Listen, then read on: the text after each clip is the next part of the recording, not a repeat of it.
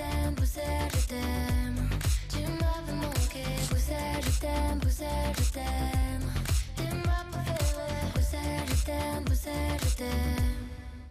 Hola y bienvenidos a Bruselas Te Quiero, nuestro programa semanal de debate político. Desde el corazón de Europa analizamos los principales temas de la actualidad internacional y vemos la postura y el papel de la Unión Europea.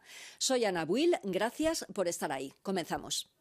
Sorpresa y vergüenza en Berlín. Friedrich Merz fracasó en la primera votación en el Bundestag y fue elegido como nuevo canciller de Alemania en la segunda votación, algo inédito en la historia de la República Federal. ¿Está ya debilitado antes de que su gobierno eche a andar? ¿Podrá su coalición trabajar con confianza? ¿Y qué pasará con sus ambiciosos planes para Europa? Y en Rumanía, un ultranacionalista populista logró una arrolladora victoria en la primera vuelta de las elecciones presidenciales. En la segunda vuelta, el 18 de mayo, se enfrentará a un centrista independiente, lo que representa un golpe para el actual establishment del país. Hay mucho en juego. ¿Mantendrán los rumanos el rumbo proeuropeo del país o triunfarán las fuerzas euroescépticas?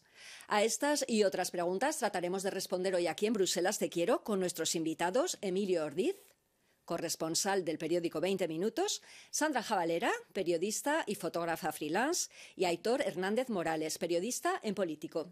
Bienvenidos a todos, pero antes de empezar, veamos quién es el nuevo canciller de Alemania y cuáles son los principales retos a los que se enfrenta.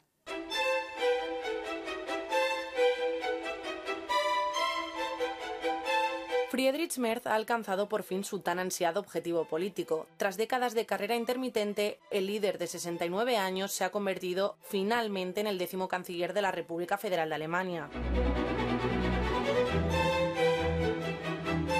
En los 3 meses posteriores a las elecciones anticipadas, que convirtieron a los democristianos en la principal fuerza del Bundestag, Merz ya ha sido objeto de críticas constantes por parte de sus propios compañeros conservadores y sus aliados mediáticos, quienes lo acusan de haber cedido demasiado terreno a los socialdemócratas, sus socios de coalición.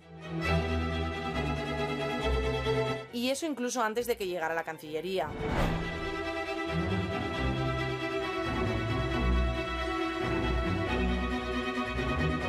Ahora, Merz debe cumplir con las expectativas. Tanto en Berlín como en Bruselas se espera que reactive la economía, encauce nuevamente a Europa, repare el deteriorado motor franco-alemán, contenga a Trump y controle la migración.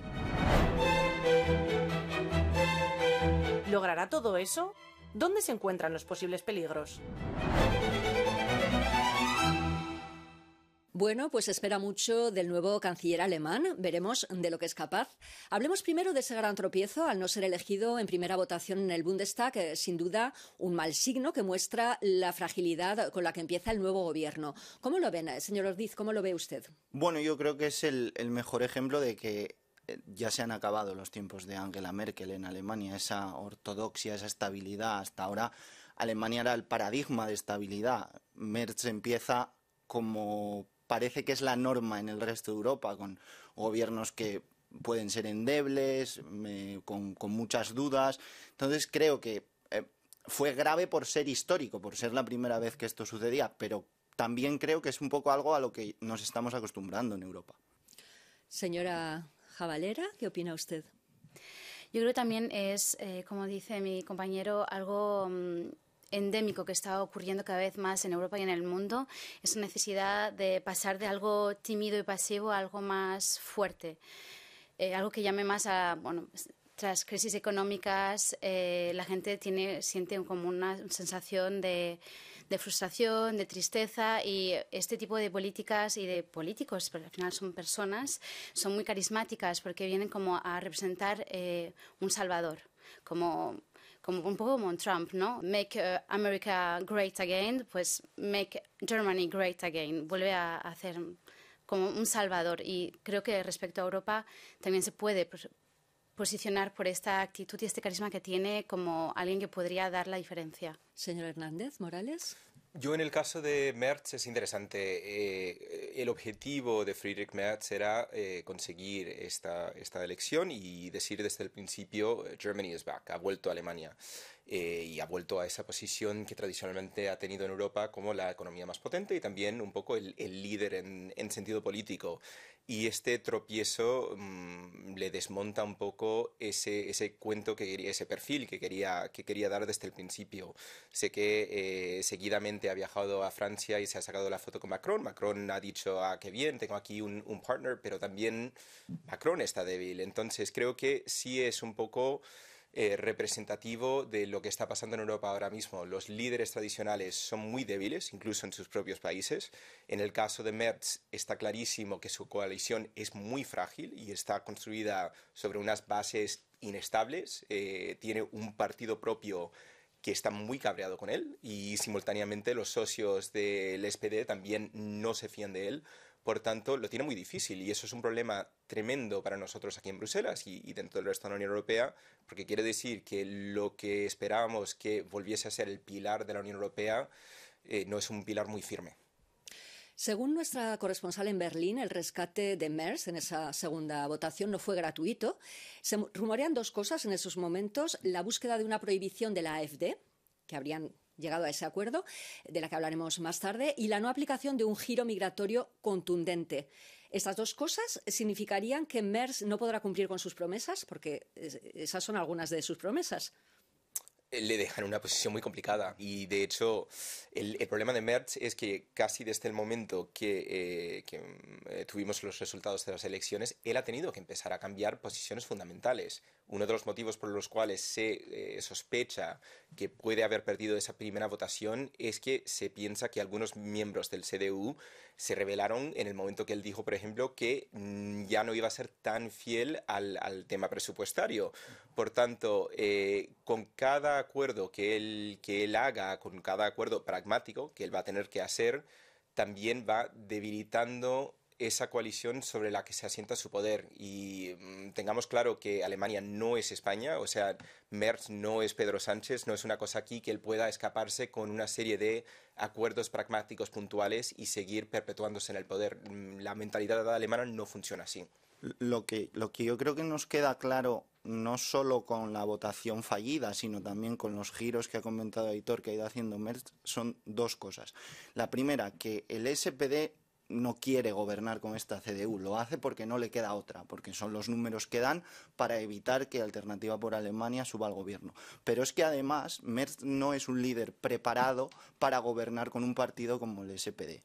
No es tan pragmático como lo fue en su momento Angela Merkel y venía de posiciones muy duras, no solo a nivel migratorio, que también muy duras para lo que suelen ser los discursos conservadores, y de hecho se le acusó no hace mucho de comprar el discurso de AfD en algunos puntos. Entonces, la coalición en Alemania nace sin que las partes quieran gobernar con el otro. Eso ya da una imagen de debilidad. Hay desconfianza también entre los alemanes. Antes de ser elegido, un 56% de los encuestados rechazaban a Merz como canciller. ¿Qué va a tener que hacer para demostrarles que realmente es el canciller que Alemania necesitaba? La gente lo tiene un poco como alguien un poco radical, y el hecho que esté tenga esta coalición puede, si logran dialogar, puede crear como un panorama, pero esto es todo cuestión de diálogo, y que puedan como crear coaliciones de cooperación, como lo está haciendo ayer, lo hizo con Francia, que dé resultados sobre economía, sobre protección, sobre presión migratoria también, porque es un tema bastante difícil. Es lo que quieren, ver que la gente se sienta en seguridad. De inmigración y del resto de temas hablaremos después. Ahora debemos ver que hay muchísimas expectativas en la Unión Europea sobre este nuevo gobierno, y también algunos expertos en Bruselas están afirmando que nunca se había visto algo así. ¿Qué esperan los ciudadanos alemanes del Ejecutivo de Merz, tanto quienes votaron por él como quienes no lo hicieron? Hemos salido a las calles de Berlín para ver lo que opinan. Escuchen. Sí, por supuesto que esperamos que el nuevo gobierno federal se ocupe de los problemas que enfrentamos, que son bastantes. Necesitamos consolidar nuestras finanzas, dar un nuevo impulso a la economía y, por supuesto, abordar los problemas de política exterior. Independientemente de a quién hayas votado, solo puedes desearle al nuevo gobierno la mejor de las suertes para abordar estos temas con éxito. Bueno, me gustaría que el gobierno simplemente hiciera lo que dice y que nos demos cuenta de que la democracia funciona. Also ich bin endlich zufrieden, dass mal was anderes passiert. Bueno, finalmente estoy contento de que algo diferente esté sucediendo, porque el gobierno anterior no fue tan bueno. Y veamos qué trae Merz. Sus promesas, tengo curiosidad. Bin ich mal gespannt. Bueno, curiosidad para algunos, pero decepción para otros. La reedición de la Gran Coalición ha sido un jarro de agua fría para muchos electores que votaron por un giro a la derecha. Se sienten traicionados. La gran beneficiada, el partido ultraderechista Alternativa para Alemania, AfD, que es la segunda fuerza en el Parlamento y que ya lidera las encuestas a nivel nacional. ¿Qué debe hacer Merz con la AfD? Porque sobre la mesa volvemos a tener el debate sobre su posible ilegalización. Evidentemente Merz o el nuevo gobierno no se va a posicionar en un asunto que es judicial, pero creo que no solo a AfD, sino que a la ultraderecha en general, creo que lo ideal es contrarrestar sus discursos con medidas que lleguen a la gente. Es decir, de nada vale hacer un cordón sanitario si luego el gobierno no lo convierte en algo tangible. Decía uno de los ciudadanos entrevistados que el anterior gobierno, según él textualmente, no hizo nada, y Alemania también tiene que recuperar esa dinámica porque el gobierno de Scholz también a nivel europeo fue bastante, no endeble a nivel político, a nivel numérico que también, sino a la hora de tomar decisiones. Y ahí Merz se ha encontrado con un agujero que tiene que tapar.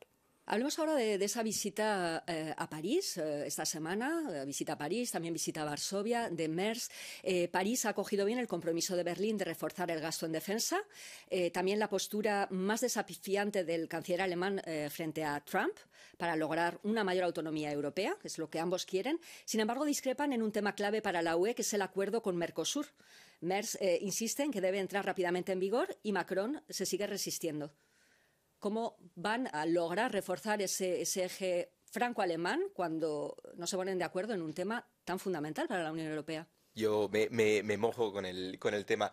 A ver, yo creo que no será un choque fundamental entre Merz y Macron, porque es en realidad un choque entre Macron y el resto de la Unión Europea. O sea, creo que Francia probablemente siente una profunda frustración porque hasta ahora sí ha podido ser decisiva en todo lo que tiene que ver con los aranceles y en particular cuando tiene que ver con cualquier cosa que toque la agricultura. Pero en este caso se han quedado sin fichas, o sea, no tienen cartas para jugar.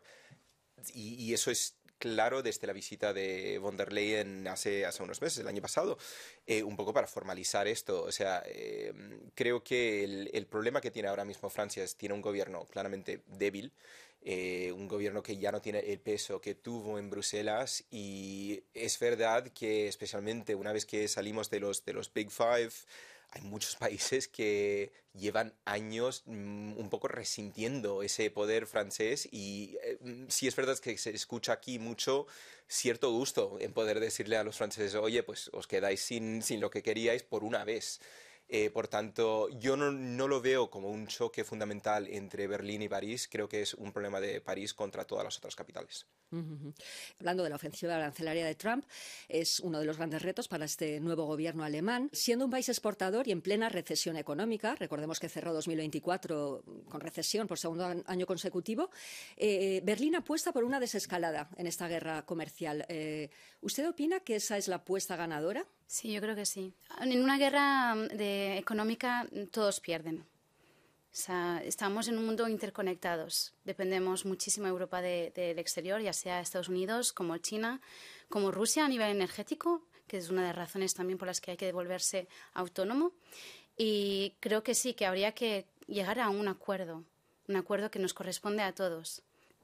¿Algo? Sí, con Merz se encuentra en una posición casi imposible. Y vale insistir en el punto que Merz no es una figura populista, es casi una figura de centro-derecha, pero de los años 90. O sea, es una mentalidad que creo que por eso no está cuajando particularmente entre los alemanes, porque lo ven como una figura que está un poco pasada de tiempo. Ahora bien, en estas negociaciones, por un lado, él trae una mentalidad muy capitalista clásica que en un contexto normal sería ideal para este tipo de negociación, pero es que con Trump ese tipo de mentalidad no aporta absolutamente nada. O sea, son negociaciones que realmente se forjan en un ámbito de un sinsentido tan absoluto que estoy completamente de acuerdo con Sandra. O sea, es una situación que causa daño a todos, pero no está particularmente claro que enviando a unos alemanes que entiendan perfectamente las cifras y puedan hacer un argumento racional, ese argumento racional tal vez no vaya a ninguna parte en Washington. El acuerdo de coalición dice que aspiran a un acuerdo de libre comercio entre Estados Unidos y la UE con 0 aranceles, en la misma línea que Elon Musk.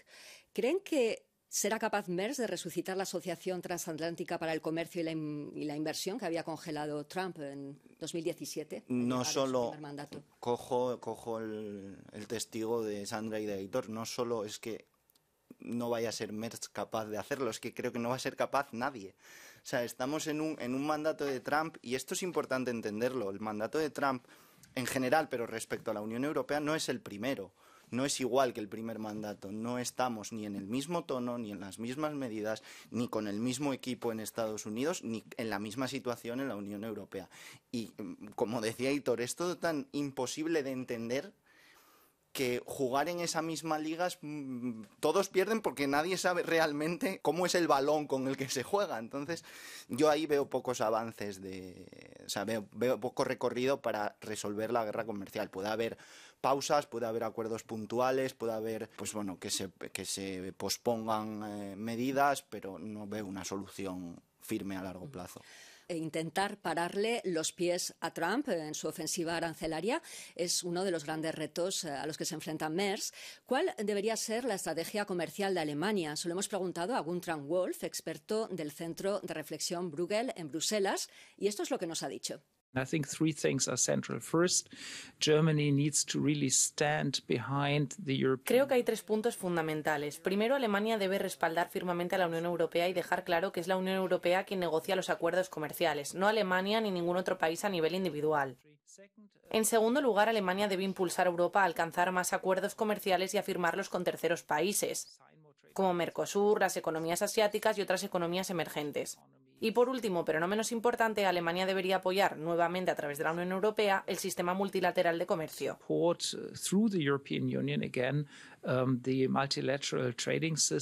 Hablemos ahora de la política exterior de Merz. Está abierto a enviar misiles crucero Taurus a Kiev, aunque en sus visitas a Varsovia y a París quiso ser prudente.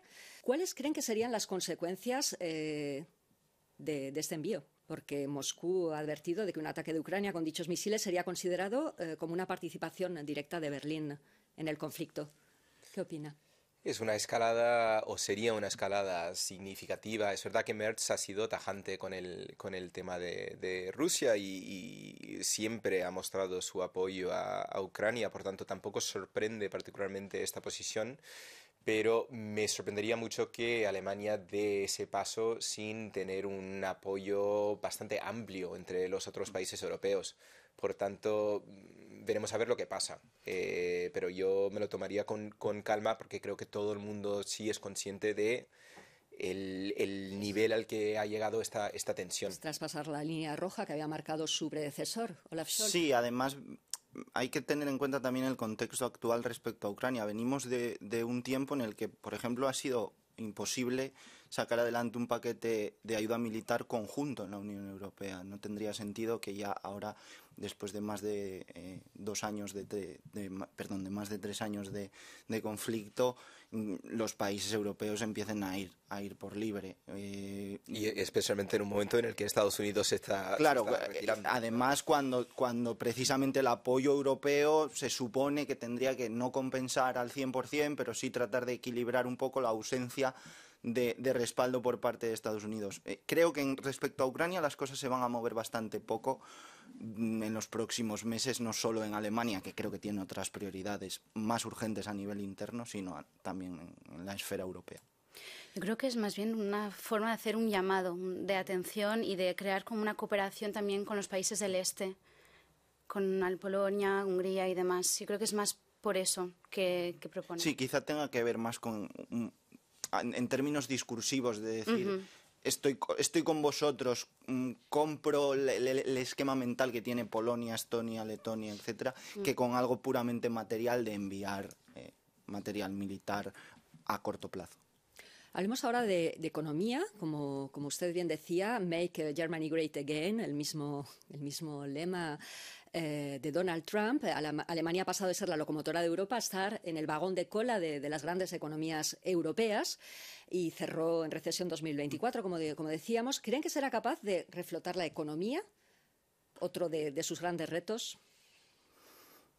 Es quizá el gran elefante en la habitación de Alemania ahora mismo, porque si nos fijamos con lo que ha ido planteando Merz, va abandonando la ortodoxia económica tan alemana de hay que respetar las reglas fiscales, mucha rectitud con el déficit y con la deuda. Claro, ahora como les afecta a ellos directamente, son ellos los que están en una situación delicada, se abren a fórmulas que antes pues eran cuando menos propias de países del sur de Europa, ¿no? Cuando se propuso, por ejemplo, el Fondo de Recuperación para emitir deuda común durante la pandemia, primeras en la posición alemana era un poco demasiado fuerte esto que planteáis. Y ahora, en cambio, Merz acepta que el escenario ya no es el de 2011-2012. Necesita no solo Alemania, que también, principalmente por ser el motor de la Unión Europea, sino el bloque en su conjunto, decisiones de este tipo.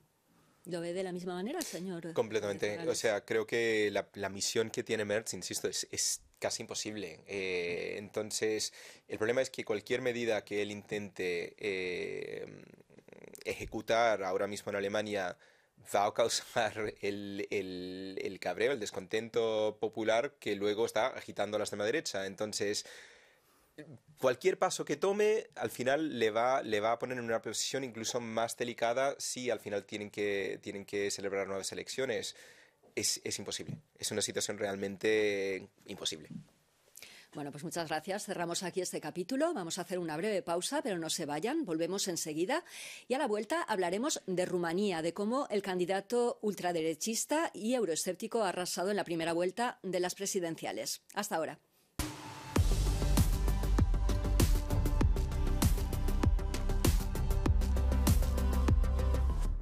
Bienvenidos de nuevo a Bruselas Te Quiero. Soy Ana Buil y junto con mis invitados estamos repasando algunas de las noticias más importantes de la semana.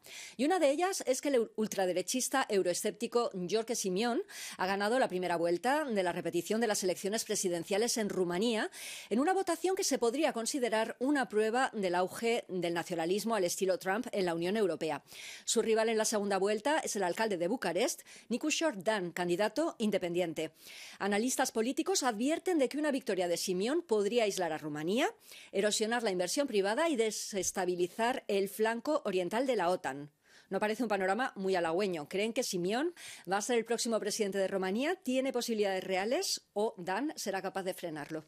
Señor Ordiz. Bueno, más de un 40% de apoyos, que es lo que ha logrado en la primera vuelta, es un respaldo bastante grande. Habrá que ver si Dan es capaz de movilizar en la segunda vuelta a las fuerzas proeuropeas, cosa que está bastante difícil porque ya hay rupturas del Partido Liberal con el Partido Socialdemócrata, el gobierno con el primer ministro se vino abajo después de la primera vuelta. Es una situación complicada la de Rumanía. Profundizando todavía más la crisis política. ¿Cómo van a salir de esta en estos momentos?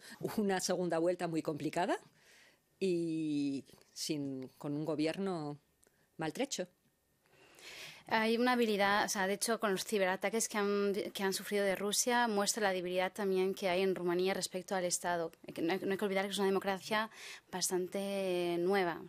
Entonces, hay también mucha corrupción, perdón que lo diga así, pero es una realidad. Entonces, pero también se crea mella también en el pueblo. Por eso, de nuevo, el 41% de este Gjorge Simion muestra a qué punto es posible que pase a la segunda vuelta con respecto al alcalde de Bucarest. Entonces, sí, es una buena pregunta de hacer, sí. parte del gran apoyo que tuvo fue en las zonas rurales, con mucho paro, con pocos servicios, y también en el exterior, en países como Italia y España, obtuvo más del 75%. ¿Cómo lo interpreta? A ver, creo que estas elecciones más que nada son un punto de evidencia que en Rumanía ahora mismo lo que hay es un desencanto absolutamente con lo institucional, con lo establecido, precisamente por lo que estaba comentando Sandra, por el problema de corrupción. En las zonas rurales no me sorprende para nada. El año pasado yo estuve en Rumanía, en Cluj-Napoca, y recuerdo que me impactó mucho estando ahí y hablando con el alcalde, que me contó que en Cluj-Napoca, que es una ciudad muy abierta al oeste, tiene un ámbito cultural muy, muy bonito, me dijo, si coges el coche y andas 10 minutos fuera de esta ciudad, te encontrarás con aldeas donde no tienen baños en casa, donde algunas casas no tienen electricidad. O sea, realmente están viviendo en otra época. Y entiendo esa frustración.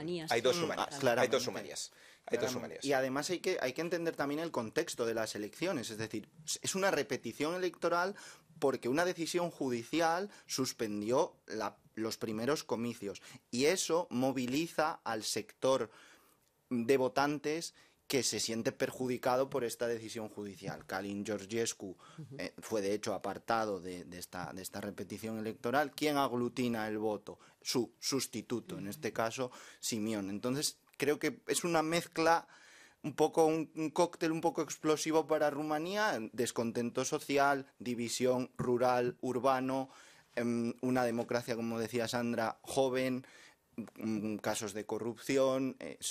Hay que recordar, es uno de los países más pobres de la Unión Europea, junto a Bulgaria, con lo cual se juntan varios elementos que complican. Volvemos a tener una vez más el mismo lema, Rumanía en primer lugar, al estilo Trump. ¿Creen que finalmente se decantarán los rumanos por ese camino, aunque esto suponga alejarse de la Unión Europea? Volvemos un poco a lo mismo. O sea, lo que realmente me llama la atención de esta elección es que sea Simión o sea Dan, ambos han insistido en un perfil de independiente. O sea, nadie se quiere afiliar con los partidos establecidos. Todo el mundo quiere decir que representan algo diferente, algo que rompe con un status quo que la mayoría de la población considera podrido. Entonces, desafortunadamente, creo que eso también se está replicando en el acercamiento a Europa y en el rol de Rumanía dentro de Europa. Ciertamente, para las personas en zonas rurales que consideran que su vida no ha cambiado desde la adhesión, es comprensible que empiecen a llegar a un punto de hartazgo y que vayan a por la solución fácil que muchas veces representa el candidato populista. Hablemos ahora sobre las etiquetas de euroescéptico y prorruso. Simión dijo en una entrevista esta semana, tras su victoria con Euronews: soy un eurorealista, queremos una Europa de naciones y yo soy la persona que más luchó antes de entrar en la política contra la propaganda rusa. ¿Cuál es su análisis de estas palabras y qué significa ser un eurorealista? Creo que no cree en una Europa federal, simplemente. Una Europa en la que estamos todos juntos, en la Comisión, podemos dar un ejemplo. Cree en una Europa en la que hay unos acuerdos, pero cada nación es autónoma. Entonces, creo que es por eso es eurocéptico, como que cree que es un cuento de hadas esto. Pero porque, de nuevo, está esta división entre la Rumanía de las ciudades como Bucarest y la Rumanía rural, que es la mayoría, que muchas veces inmigran porque no hay trabajo, porque hay dificultades económicas y sociales. Está claro que en irse de Europa no van a irse. O sea, no, tampoco de la OTAN, lo dejó muy claro en esta eso es, entrevista. pero sí hay una influencia. Sí, una influencia. Dejó claro eso y también dejó claro que de ganar, Rumanía sí dejará de ayudar a Ucrania. Aboga por un alto el fuego y negociaciones de paz y por una desescalada, pero dice que debemos seguir los intereses de la nación rumana y no de otras naciones que no forman parte ni de la Unión Europea ni de la OTAN. Bueno, nada demasiado nuevo si escuchamos en Hungría a Víctor Orbán o en Eslovaquia a Robert Fico, ¿no? Sí, pero voces cada vez más habituales. Sí, evidentemente nadie va a decir abiertamente que es prorruso. Y porque bueno, Orbán sí. No lo dice nada. Bueno, Orbán va soltando, va dejando fotos, pero claro, aquí lo que puede, vamos a decir, beneficiar a la Unión Europea es que los países que se sumen, o los nuevos gobiernos que se puedan sumar a esta tesis, sean minoritarios. Mientras esta tesis no tenga fuerza dentro de la Unión Europea, no creo que sea un motivo de preocupación muy grande, de momento. Bueno, pues cerramos aquí este capítulo. Gracias a nuestros invitados y gracias a ustedes por vernos. Hasta pronto.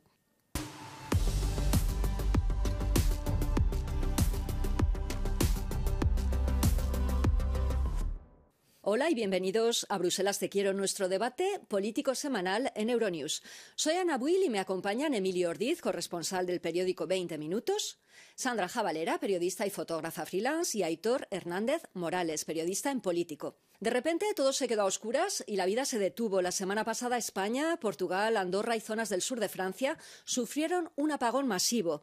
Los semáforos dejaron de funcionar, los ascensores se detuvieron, los pagos electrónicos colapsaron y en muchas ciudades surgió una vez más la solidaridad ciudadana.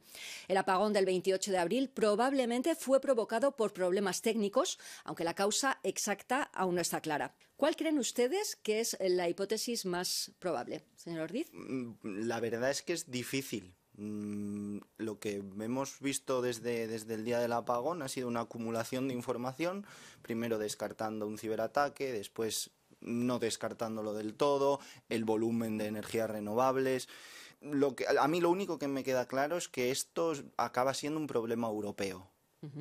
En el caso de la península ibérica faltan interconexiones con el resto de la Unión Europea y creo que es ahí donde se tendría que poner el foco para que esto no se repita, porque no deja de ser distópico que en pleno 2025 tu mundo se vaya a negro, ¿no? En España estamos viendo varias situaciones distópicas, con lo de Valencia, con este apagón. En general llevamos 5 años. Mi familia es de Valencia y te digo que hace unos están días flipando. También, la línea de tren totalmente colapsada. Sí. Pero el problema sería más la gestión privada o las políticas energéticas. El apagón en sí no es, por decirlo de manera técnica, no es una cosa mala. O sea, el apagón nos demuestra que el sistema está funcionando, en el sentido que en el momento que hay un imbalance en el sistema, se tiene que apagar. Es igual que tu casa y los plomos. O sea, los plomos saltan precisamente para evitar que haya un imbalance de electricidad y que tengas un incendio y todo lo demás. Ahora bien, la pregunta del millón es qué causó esa desaparición de los 15 megavatios estos famosos. Independientemente de la investigación española, que francamente no tengo duda que sea seria, simplemente porque tendrá que ir a Europa, hay la investigación europea, tendremos los resultados en 6 meses, la está haciendo ACER, que es la agencia europea. O sea, hay un nivel de rigor en esto que podemos quedarnos tranquilos que se va a saber lo que pasó. Ahora bien, con el tema de la titularidad, ahora mismo España, el Estado es dueño del 20% de red eléctrica, tiene un poder absoluto en términos de determinar quién preside red eléctrica, en determinar las grandes decisiones que toma. Por tanto, hacerlo 100% público parece un poco como pagar más para tener el mismo poder. O sea, no tiene mucho sentido. Ahora bien, evidentemente es una organización, institución completamente estratégica y el Estado tiene que estar presente, claro que sí. La preocupación, por supuesto, es que un apagón de este tipo pueda volver a ocurrir. ¿Es un riesgo real? ¿Y cómo podemos protegernos? Hemos hablado de ello con Albéric Montgrenier, experto de la Iniciativa Europea para la Seguridad Energética, y esto es lo que nos ha contado. Estas situaciones pueden repetirse por diversas razones. No es la primera vez que se produce un gran apagón en la historia reciente del mundo desarrollado. La principal lección de este incidente es que, además de la preparación civil, debemos esforzarnos al máximo para prevenir que ocurran. Para lograrlo, es necesario invertir ahora en las redes eléctricas, en nuestro sistema de producción y en las cadenas de suministros que los respaldan. Los costos de la inacción son muy elevados, tanto para la economía como para la sociedad y la seguridad en general. Por desgracia, no estamos hablando solo de pérdidas económicas y caos. Al menos 10 personas murieron en España a causa del gran apagón, según los servicios de emergencia estatales y autonómicos, principalmente personas dependientes de dispositivos médicos. Esto significa que nadie había imaginado que algo así pudiera ocurrir. ¿Cómo es esto posible, que no estuviéramos preparados? Sí, me chocó bastante, ver que en España los hospitales sí estaban perfectamente preparados y que en Lisboa el maternidad, o sea, el principal hospital de niños de Lisboa, estaba con tanques de gasolina intentando mantener las luces puestas, y cuando finalmente se restableció la luz, admitieron que solo les quedaban 45 minutos hasta que ya se acababa absolutamente todo. Un país moderno no puede estar así.